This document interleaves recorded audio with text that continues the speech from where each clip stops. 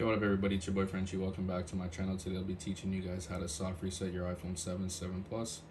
So, the first thing you guys are going to want to do is push the volume button up, down, continue to hold the lock button. Continue to hold the lock button until your phone completely turns off. Once your phone turns off and you see the Apple logo, you can let go. Also, you guys should subscribe to the channel and drop a like on the video. Alright, you can let go.